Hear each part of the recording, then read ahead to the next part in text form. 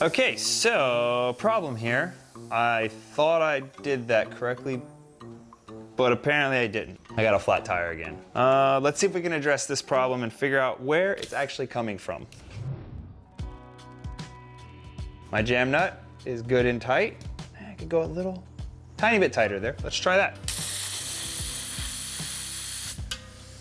Nope, nothing there. That didn't work.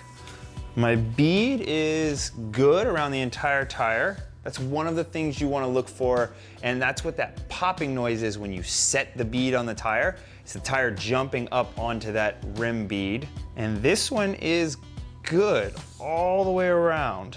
And we're good all the way around on this side. Okay, let's try that one more time, but grab some soapy water, or Windex in my case, and see if we can figure out where it's actually coming from. So, air up the tire best you can.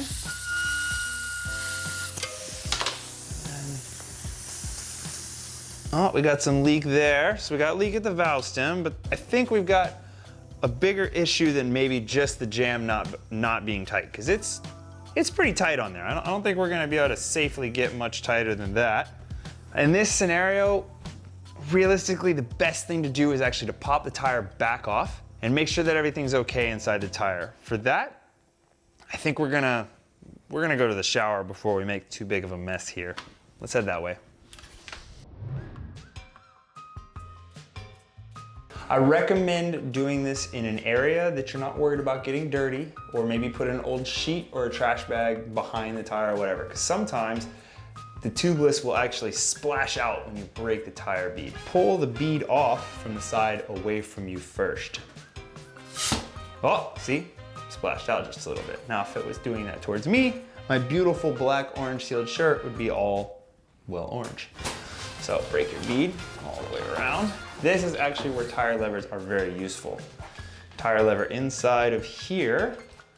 I recommend a spot in your rim that you don't have any stickers, because you don't want to accidentally slide across that sticker and possibly rip it off. So, tire lever in, one side, push, and then, now unfortunately in this scenario you are going to probably waste most of that sealant that you had. Spray this off.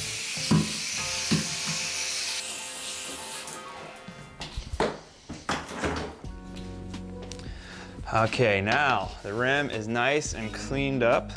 There's no more sealant left on it. Let's see if we can find where that pesky hole is that's preventing our good seal. There it is, right there.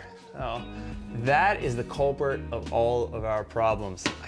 I suspect what happened was, when I put the tire on the tire lever, I think I must have nicked it. That's one of the biggest reasons that I really recommend trying to put the tire on completely by yourself with no outside tools, because of that reason right there. Anytime that you introduce a tire lever or a screwdriver or any type of tool that could potentially be sharp, you're just asking to nick your tubeless tape, and then you're just completely negating the entire process that you went through. So we're gonna patch this hole up. Fortunately, it's a super small hole. So I think what I'm gonna do is I'm just gonna clean the area very well, and then I'm just gonna install a tiny patch of tape instead of completely retaping the rim. I will do, again, like I did last time, kind of do 2 spokes to one side, 2 spokes to the other, and I think that'll be enough patch for this one. Let's do that now.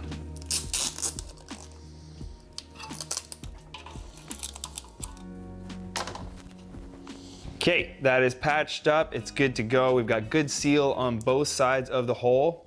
Now let's reinstall that tire and blow it back up. See what happens. Fast forward in time and we are back. Yep, we got the tape patched up. We reseated the tire, put a tiny bit of fresh extra sealant in there just to make sure we're topped off and ready to go. And now we have a nice solid seal. Yeah, no leakage here. Make sure you spread that sealant around really good.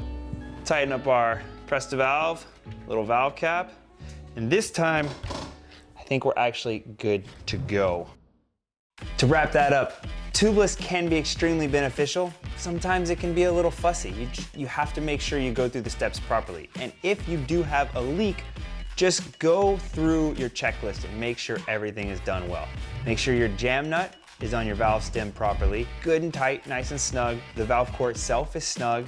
Then go around, check your bead is seated completely around the tire. Next up, use your spray bottle or some soapy water to see where the leak is coming from.